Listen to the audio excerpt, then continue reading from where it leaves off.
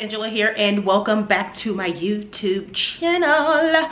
Happy Sunday to you. It's Friday for me when I'm filming this, but it's Sunday when you're watching this. Welcome to another sit down dedicated YouTube video, Sunday chat, if you will. This week we're talking all about my impending move to Washington D.C.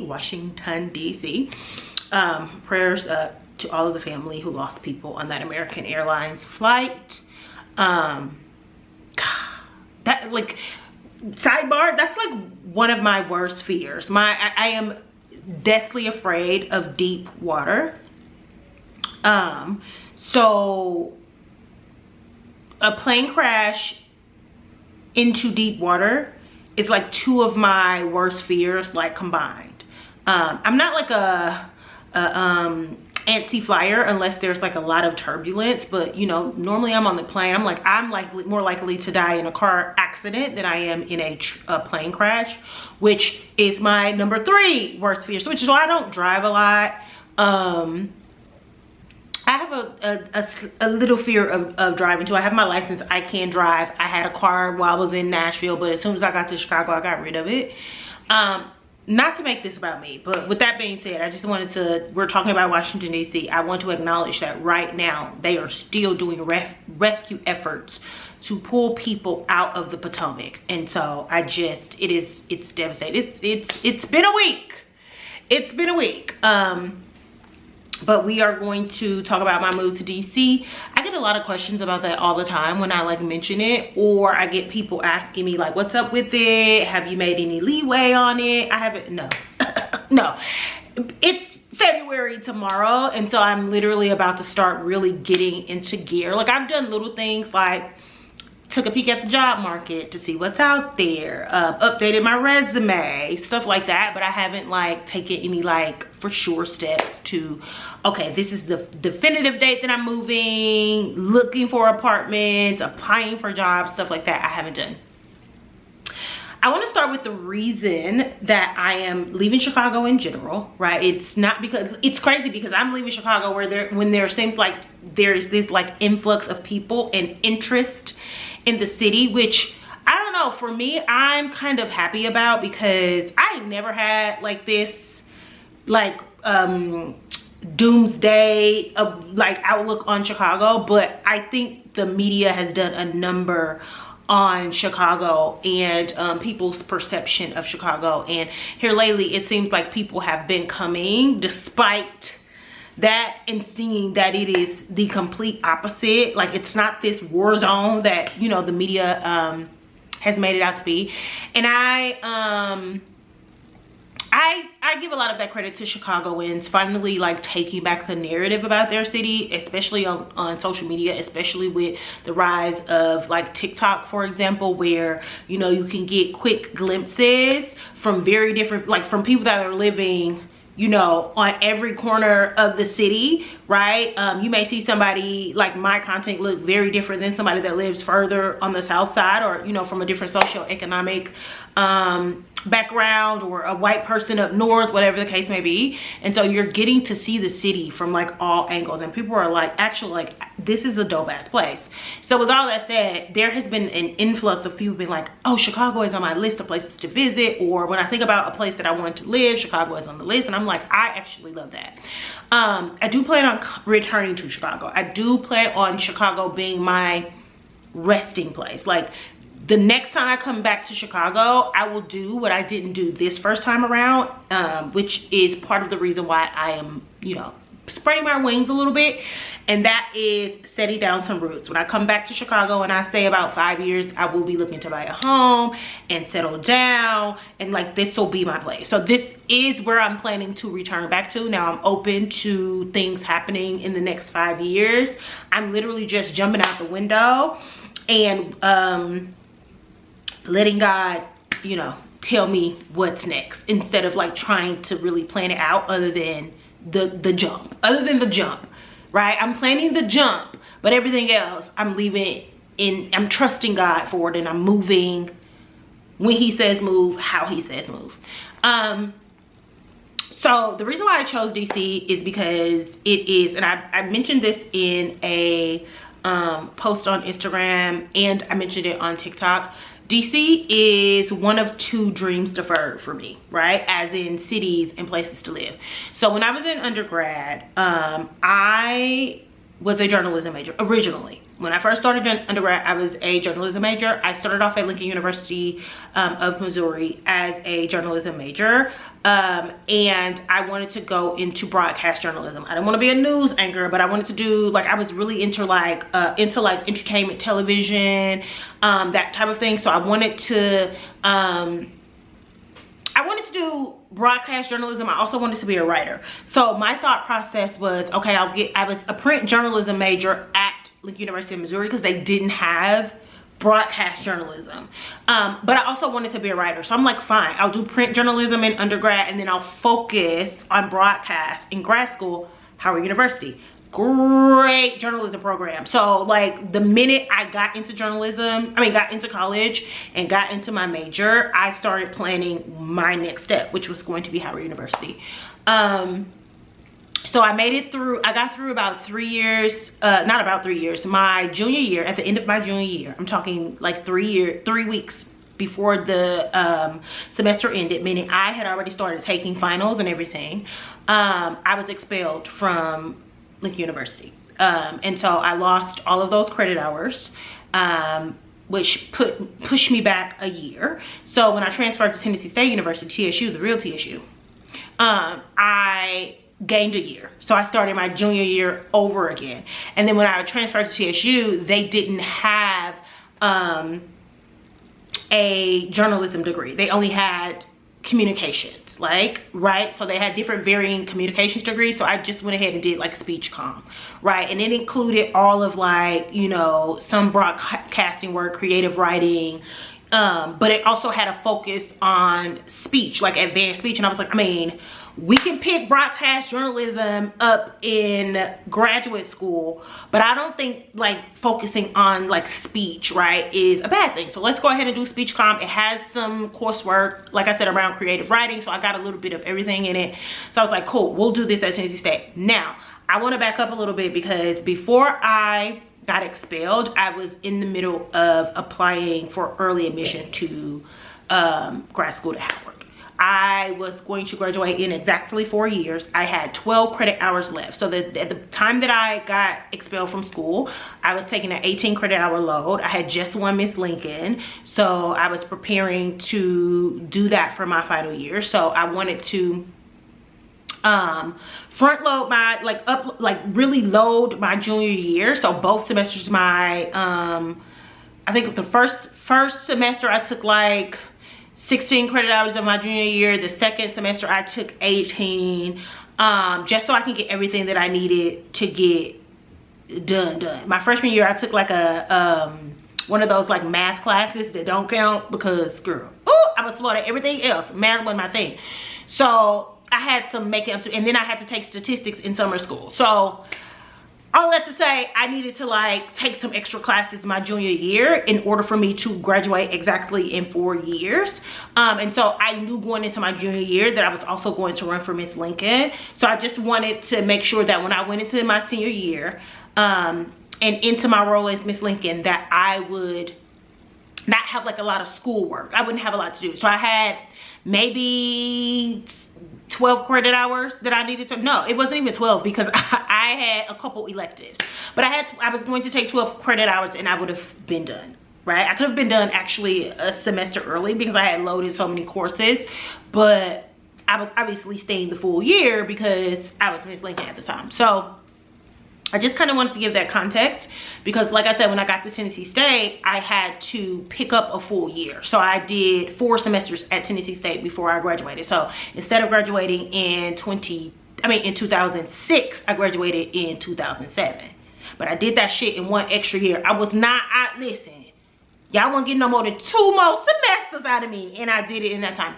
So, I consider DC a dream deferred because life happened, like things happened in the environment, in life that were out of my control. And so it deferred that dream. Howard University didn't happen. When I got to TSU, I met my boyfriend maybe like a year later, a semester, maybe when we started dating, maybe like my second semester, and then like got official or whatever the case may be. And he is a DC native. And so in my mind, I was like, okay, like, you know, if this works out and we, you know, we're still together after undergrad, you know, then, you know, maybe that's my second chance of like going to DC. So Howard was always still in the back of my mind, like, okay, my plan worked. It works, right? I'm still going to get this degree. We're going to graduate and then we're going to move to DC. I'm going to go Howard. He going to do whatever it is that he going to do. In the midst of that, I started thinking about NYU. I've been to New York plenty of times because I loved New York.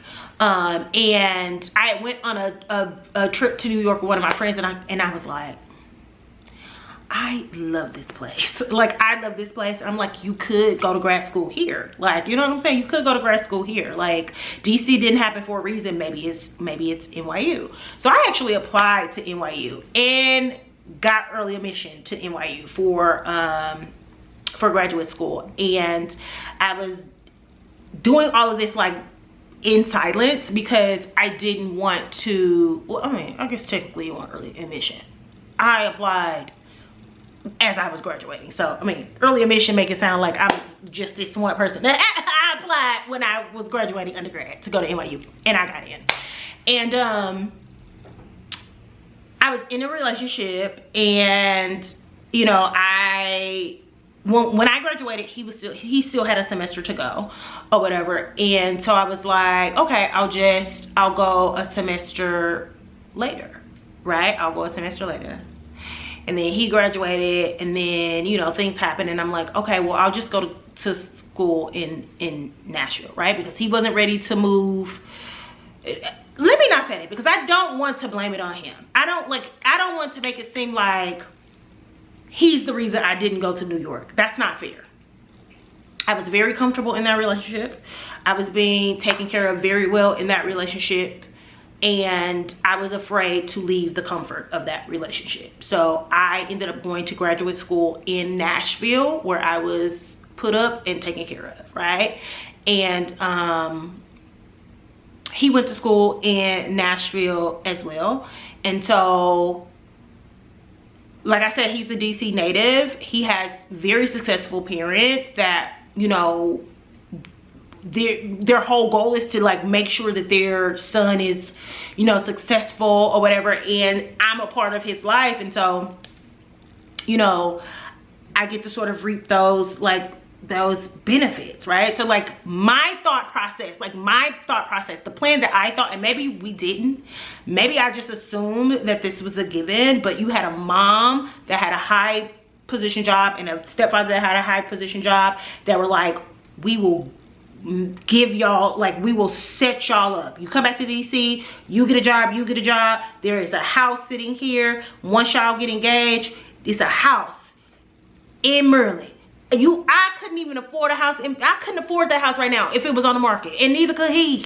We would have to combine our money together to buy that house right now as a 6-figure earner. Like, you know what I'm saying? Like, I couldn't buy, but it was a house there. So like in my mind, I'm like, ooh, I've never really had this in my life. Like, I've never had, you know, not necessarily a handout, but like a hand up. So like in my mind, I'm like, okay, I gave up New York, but like maybe DC was really, like, this was really what was supposed to happen, because oh my God, like, I'm going to finally not have to like fight and struggle and figure it out. Like, I'm gonna have a job.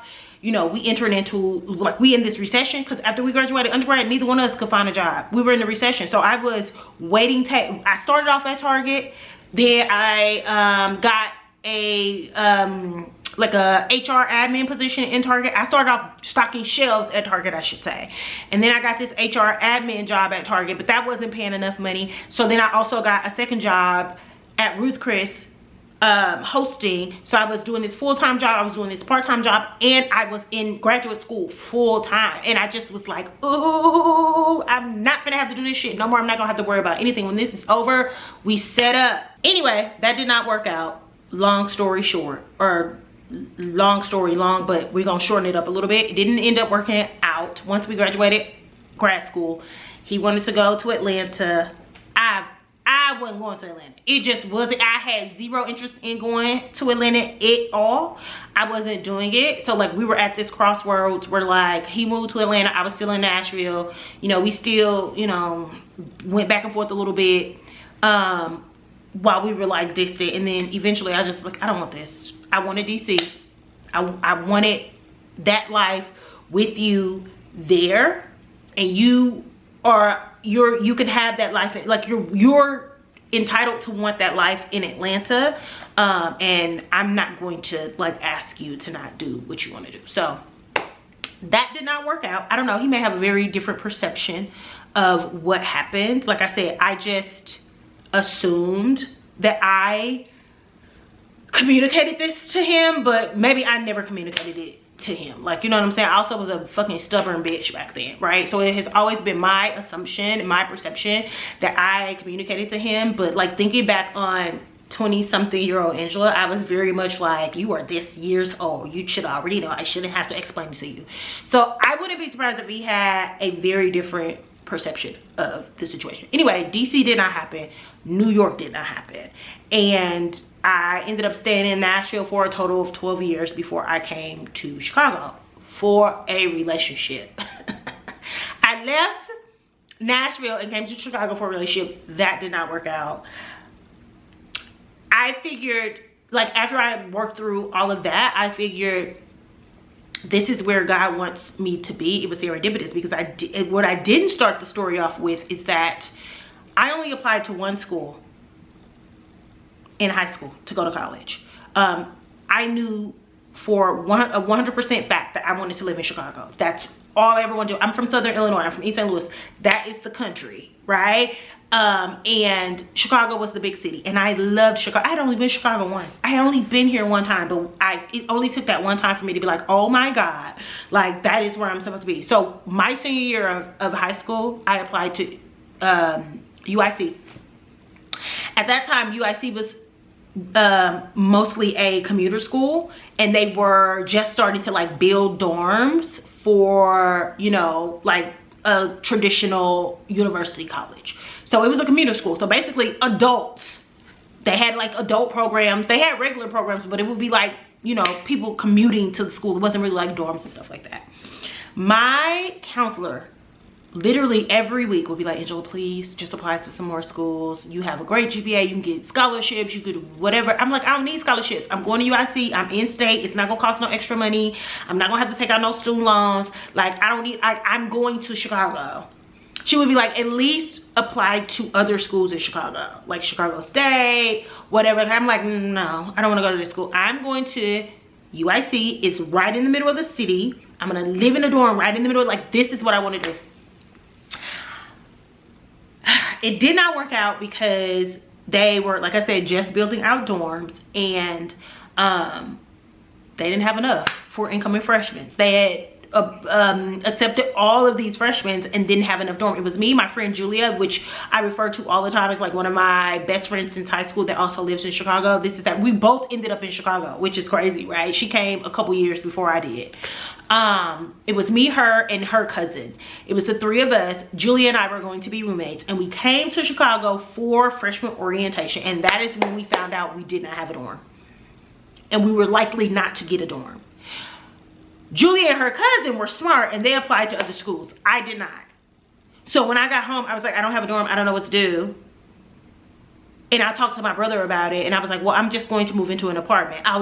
Because I don't have to pay for a dorm, I'll get this much. So I'm literally in the library, because we didn't have no computer in my house.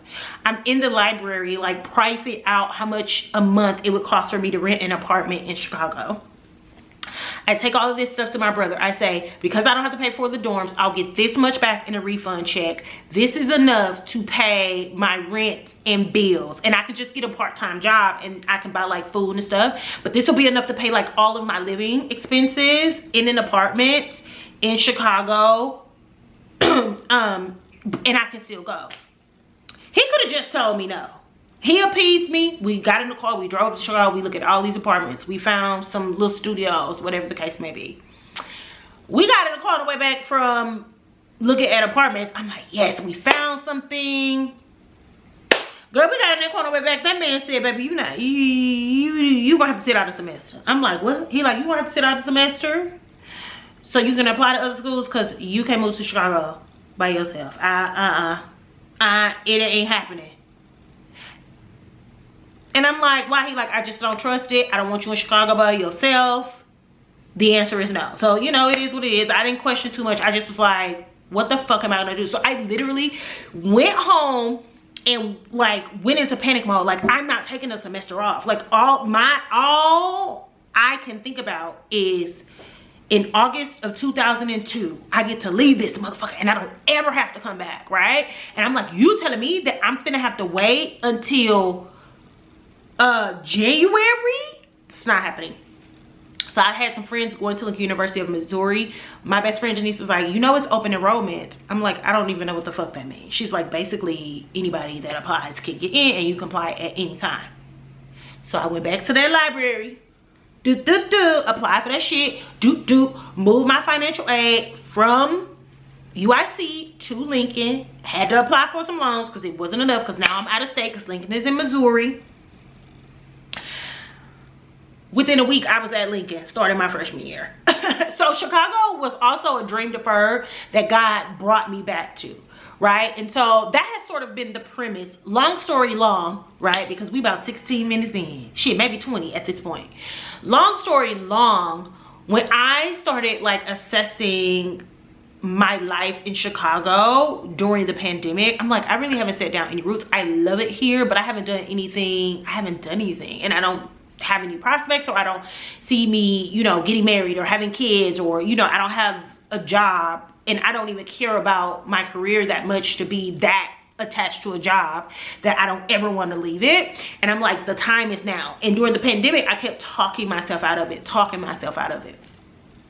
And so when I turned 40, I said, Angela, in your 41 year, or the year of 41, you are going to do something radical and drastic, right? You weren't able to convince yourself in enough time for 40, but in the year of 41, you are going to take the leap, right? And you are going to look at how great God redirecting you to this dream deferred in Chicago worked out for you, right? Maybe you should, because you have the time, you have the ability, you have the means, you have the resources to revisit some of those other dreams deferred, right? And so DC is it makes more sense now as the first place, because I'm on a public service loan forgiveness program. I'm going to need to find work that aligns with the rules for that. I still have I still got 3 years. I would have had 2. I still got 3 years. Every video I feel like we mention that public service loan forgiveness. I still have 3 years. So I need to be somewhere right now where it will be really easy for me to find work that falls in line with that. You know, nonprofit, government work, something like that, right? And so I feel like DC would just be the easiest place for me right now to find work that's going to fulfill that. And also just an easier move financially from Chicago to DC, because the next place I'm going to is New York. If you guessed it, yes, you guessed right. So my plan is to spend a couple years in DC and then another couple of years in New York. And then by year 46, make my way back to Chicago. That's the plan. Like I said, that can change because I'm open to anything. The only thing I'm planning is to jump. Wherever God decides to like have me soar, I'm leaving it up to him. And so DC is just like the first place because it's more practical for where I am right now. Working jobs that are non-for-profit, certain government jobs and stuff like that, I don't command as much salary wise as I would if I went and worked corporate anywhere, right? I was corporate before I started with this learning public service loan forgiveness plan. So I know how much money I'm missing out on by trying to get those student loans forgiven. But by the time it's time for me to go to New York, they will be pretty much done. And so, you know what I'm saying, I can move, shake, whatever the case may be. So that's sort of my thought process around that. So I will be going to DC first. My plan is a couple years, 3 max, and then and then New York for a couple years, 3 max, and then come back to Chicago. So as far as the move, like I said, I haven't really done anything. I know I have a few neighborhoods that I'm interested in looking at places. I used to be like, oh, I just want to live in DC proper. No, I've opened that up a little bit because I really like Arlington. I like that downtownish area. I don't know what it's called, but I've added Arlington to the list. Nomo, like y'all know that if you followed my content, then I stayed in Nomo when I went to DC for homecoming this year, or last year now. And so I love that area. So I want to look in the Nomo area. I want to look in, I'll go as far as Arlington if I don't find anything DC proper. Another place was Union Square, Union Station, Union something, I don't know. I did not write any notes for this. I'm just going off the dome for this video. But with all that said, I do have a few areas that I am looking at. I do plan on heading to DC maybe in a month or so for an extended weekend to just check out do some apartment shopping. So my plan is, my current property management company has lots of buildings in DC in some of the areas that I am interested in. They have some new builds that they're working on right now, and so my hope is that I can find something managed by my current property manager, because it's just so much easier to move within a property management company that you're already in, at least in my experience. I don't know how they do it in this property management, but my last property management company, I moved from one building in their like portfolio to another one, and I didn't have to do a full like application or anything like that. They just ran the numbers to make sure that my salary was 3 times, 4 times, whatever the increased rate it was, and I was like, okay girl, you can move. I didn't have to do a move-in fee, admin fee, any of that, because I already lived in their property. So I'm hoping that it sort of works like that. At least that's my thought process. I do need to reach out and see how that works. So that's like first step, and then I'll plan a weekend to go to DC, and then plan another weekend. So I won't try to do everything in one visit. I'll plan like short, like several like long weekends in DC to look for places.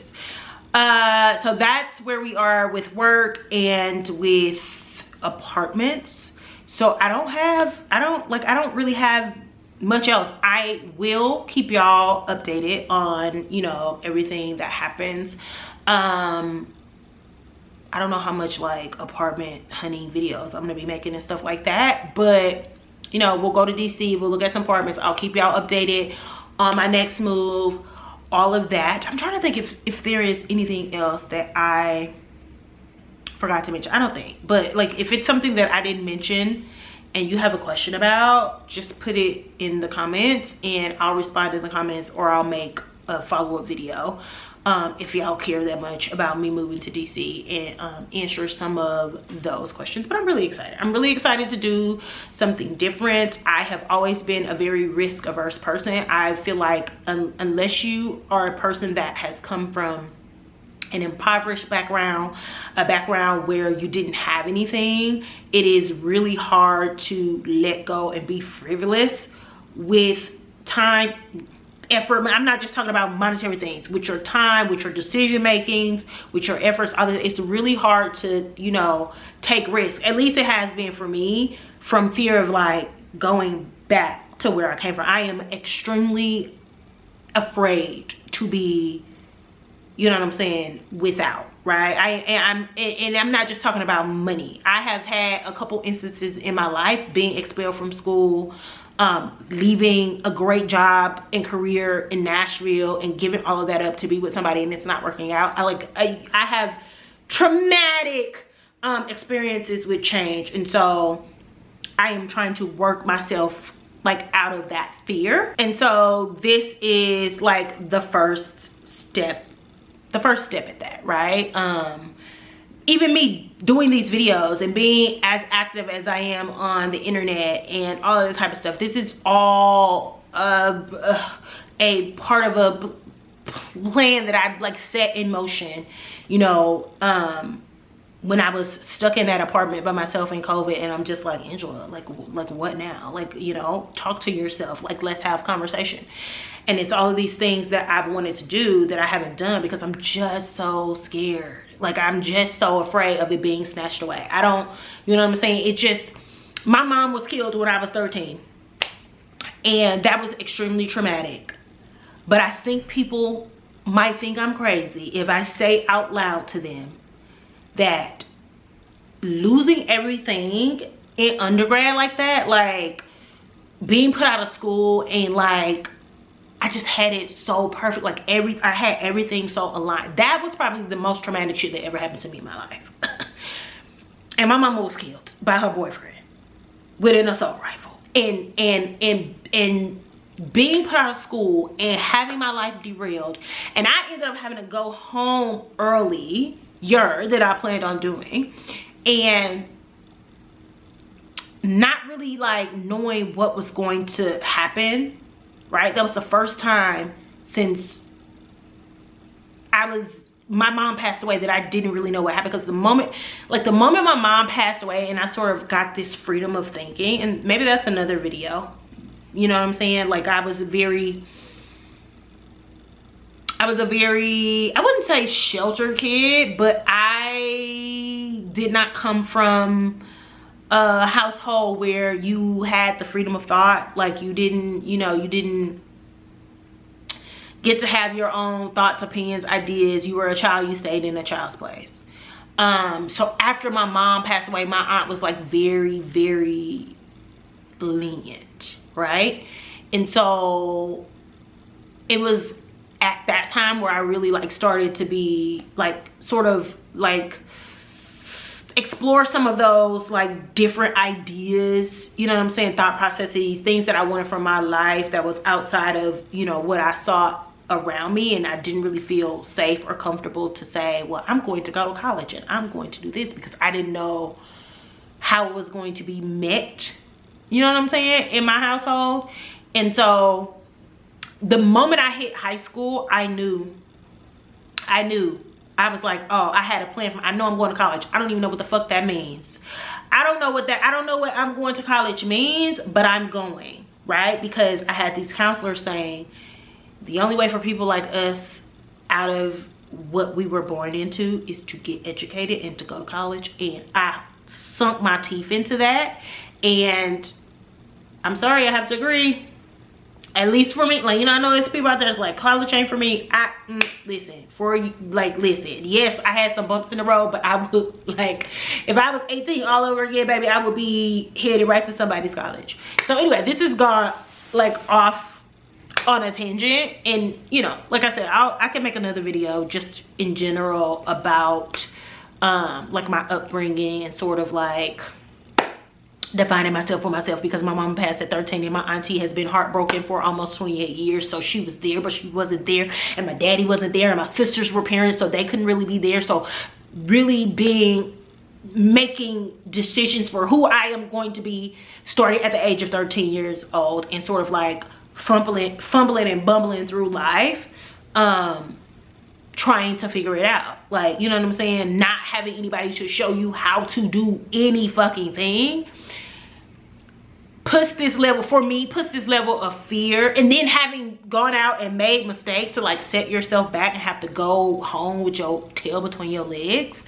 it put a level of fear in me that until about 4 years ago, I was holding on to for dear life. So what y'all are witnessing is me finally saying, okay, girl, enough is a fuck enough.